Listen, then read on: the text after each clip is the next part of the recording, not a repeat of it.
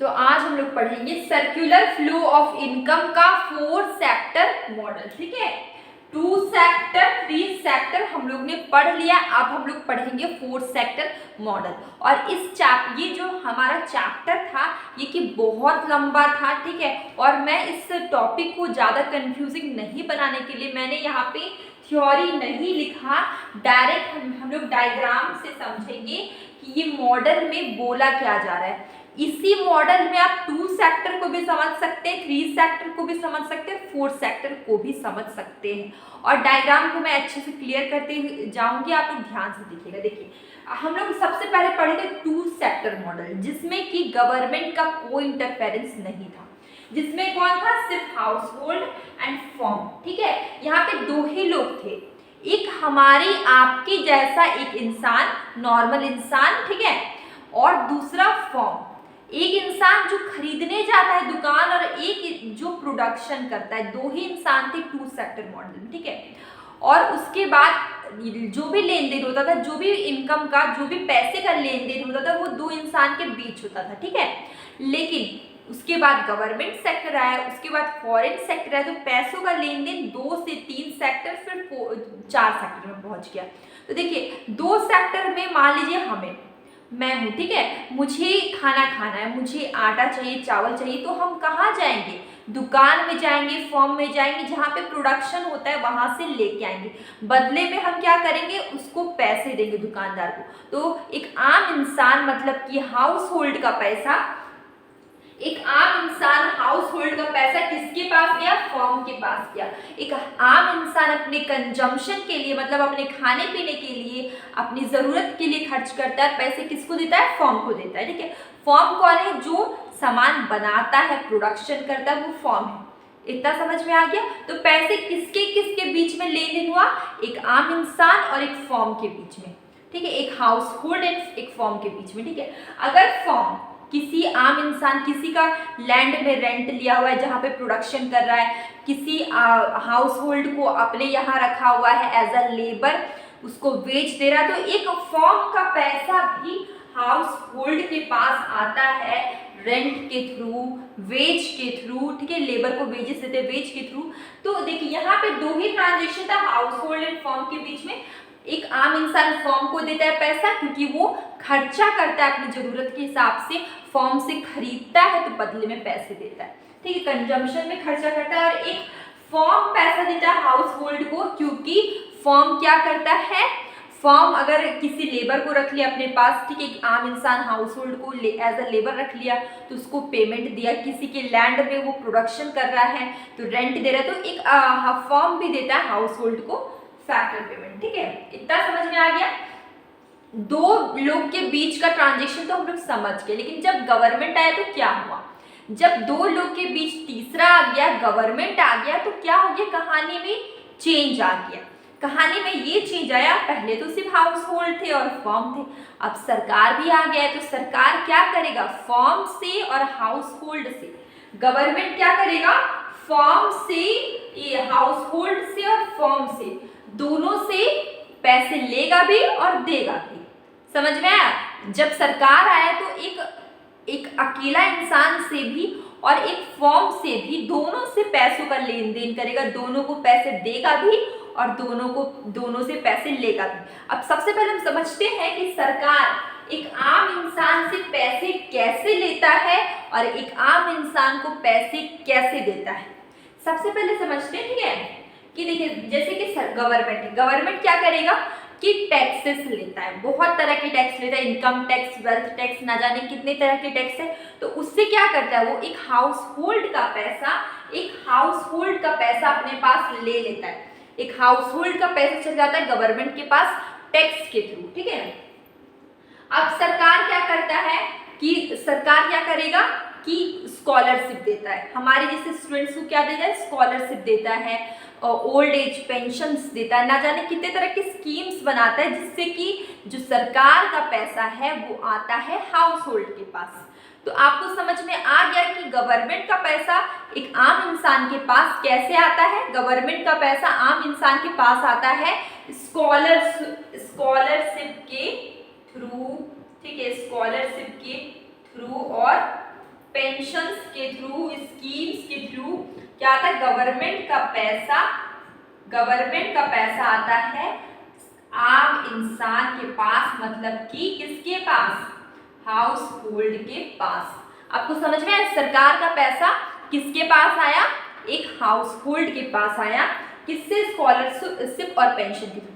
अब नॉर्मल मतलब house hold का पैसा सरकार के पास गया टैक्स के थ्रू।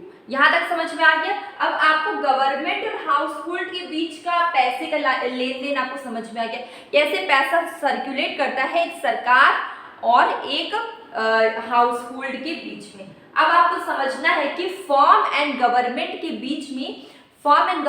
बीच में कैसे पैसों का लेन देन होता है। देखिए फर्म क्या करता है, फर्म गवर्नमेंट से कैसे पैसे लेता है, तो फर्म को मिलता है गवर्नमेंट की तरफ से सब्सिडी, छूट, ठीक है, गवर्नमेंट की तरफ से मिलता है सब्सिडी, मतलब सहायता बोल सकते हैं। बहुत सारी चीजों में जैसे कि रॉ मटेरियल वो सब में क्या मिल जाएगा, उसको सब्सिडी मिल जाएगा। और जो सब्सिडी मिलेगा तो इससे क्या होगा, गवर्नमेंट का पैसा आएगा फर्म के पास। गवर्नमेंट का पैसा फर्म के पास कैसे आता है, सब्सिडी के थ्रू। यहाँ पर मैंने लिखा है सब्सिडी के थ्रू आता है। और गवर्नमेंट के पास इसका पैसा, फर्म के पैसा गवर्नमेंट के पास कैसे जाता है, टैक्स के थ्रू जाता है। अब तो जीएसटी हो गया, पहले सेल्स टैक्स था, वैट था, तो अब जो जीएसटी के थ्रू या टैक्स के थ्रू फर्म का पैसा कहाँ जाता है, गवर्नमेंट के पास जाता है। ठीक है, अब हम बात करें कि अगर सरकार फर्म से कुछ खरीद लेती, तो बदले में क्या देती है, फर्म को पैसे देती है। तो देखिए payment for goods and service कहाँ गया आया, सरकार भी पेमेंट करती है फर्म को अगर सरकार फर्म से कुछ खरीदती है। यहाँ तक समझ में आ गया। अब ये तीनों का तो हम लोग को पैसे का लेन देन समझ में आ गया, लेकिन अब हम लोग समझेंगे फॉरेन सेक्टर। ठीक है, तो अगर हम लोग एक देश है इंडिया, ठीक है, अब ये दूसरे देशों के साथ अगर ये व्यापार करने लगे तो हमारा पैसा सिर्फ इंडिया में नहीं रहेगा, हमारा पैसा दूसरे देशों में जाएगा और दूसरे देश का पैसा हमारे यहाँ आएगा। ठीक है, कैसे आएगा, देखिए फॉरेन सेक्टर का भी रोल है। फोर्थ सेक्टर इकोनॉमी मॉडल में क्या आता है, फॉरेन सेक्टर आता है।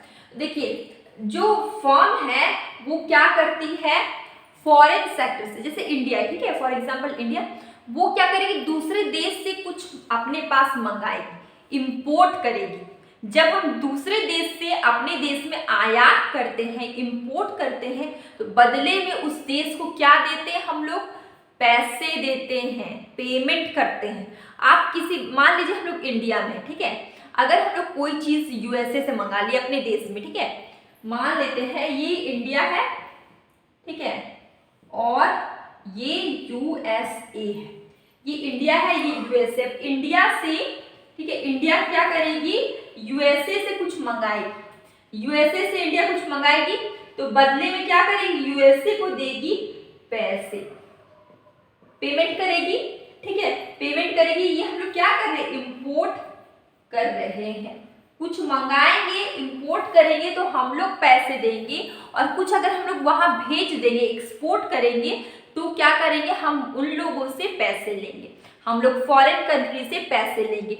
इस तरह से फॉरेन सेक्टर इंडिया में आया, दूसरे देशों में आया फॉरेन सेक्टर, और इससे क्या हुआ, हम लोग का व्यापार बहुत बढ़ गया। तो हम लोग इसमें व्यापार के बारे में नहीं पढ़ रहे, हम लोग बस ये पढ़ रहे हैं कि हमारा पैसा दूसरे देशों में कैसे फ्लो करता है, फॉरेन सेक्टर में कैसे फ्लो करता है। तो बस एक सिंपल आंसर है, इंपोर्ट एंड एक्सपोर्ट के थ्रू हमारा पैसा दूसरे देशों में भी जाता है। तो जब हम लोग सारे सेक्टर में, हाउस होल्ड, फर्म, गवर्नमेंट में फॉरेन सेक्टर को भी इंक्लूड कर देते, तो ये क्या बन जाता है, फोर्थ सेक्टर इकोनॉमी मॉडल बन जाता है। तो देखिए ये हमारा क्या था, फोर्थ सेक्टर। अब फॉरेन सेक्टर का पैसा फर्म के पास आता है, फॉरेन सेक्टर का पैसा अगर फर्म के पास आता है, ठीक है, और फॉरेन सेक्टर का पैसा फर्म के पास जाता भी, दोनों का लेन देन होगा।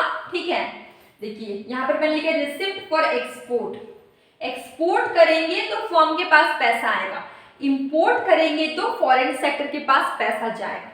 अब ये हाउस होल्ड के साथ भी होता है। हाउस होल्ड देखिए, एक फॉरेन सेक्टर का पेमेंट फॉर इंपोर्ट्स, अगर एक अकेला इंसान भी एक अकेला इंसान भी अगर विदेश से कुछ मंगाता है, जैसे कि हम लोग तो उतने बड़े इंसान नहीं जो बहुत रिच हैं, ठीक है, रॉयल पर्सन हैं, ठीक है, वो अपना जरूरत का सामान अगर विदेश से मंगाए, अगर कपड़े विदेश से मंगाए या कुछ भी वो फॉरेन से मंगाए तो बदले में उनको पेमेंट करना पड़ेगा, ठीक है। और अगर वो यहाँ का अपना सामान कुछ वहाँ भेजे तो उनको फॉरेन सेक्टर को यहाँ पे पेमेंट भेजना पड़ेगा। तो वही है, एक हाउस होल्ड भी फॉरेन सेक्टर को पेमेंट करता है इंपोर्ट के लिए, ठीक है, और एक हाउस होल्ड भी पेमेंट लेता है एक्सपोर्ट के लिए, ठीक है। नेट ट्रांसफर पेमेंट के लिए, देखिए यहाँ पे लिखा हुआ है नेट ट्रांसफर पेमेंट के लिए।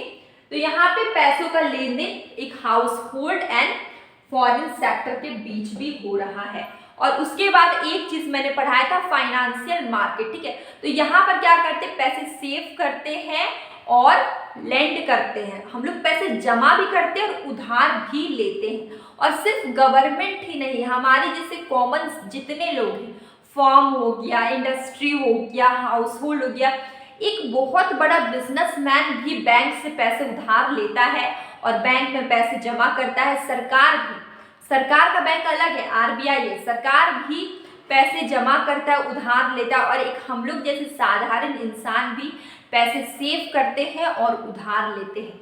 तो फाइनेंशियल मार्केट भी देखिए, सेविंग एंड बोरोविंग गवर्नमेंट में भी होगा, फर्म्स में भी होगा, और हाउस होल्ड, सब कोई सेविंग और बोरोविंग करता है। तो फाइनेंशियल मार्केट का बहुत अच्छा रोल है यहाँ पे। तो जब हम लोग हाउस होल्ड, फर्म और गवर्नमेंट और फॉरेन सेक्टर चारों के बीच में पैसों का लेन देन होगा, मनी सर्कुलेट होगा, इसी को हम लोग फोर सेक्टर इकोनॉमी मॉडल बोलते हैं। और फॉरेन सेक्टर मतलब कि फॉरेन उस सेक्टर को फॉर्म से, हाउस होल्ड से, सबसे पैसे वो रेवेन्यू कमाएगा, ठीक है, इसमें फॉरेन सेक्टर में। तो circular flow of income four sector model कुछ भी नहीं है, बस यही है कि इसमें house hold, form, government and foreign sector चारों के बीच में सर्कुलेशन ऑफ इनकम होता है, सर्कुलेशन ऑफ मनी होता है, ठीक है। मनी चारों के बीच में सर्कुलेट करती, कैसे करती, ये पूरा प्रोसेस मैंने बता दिया।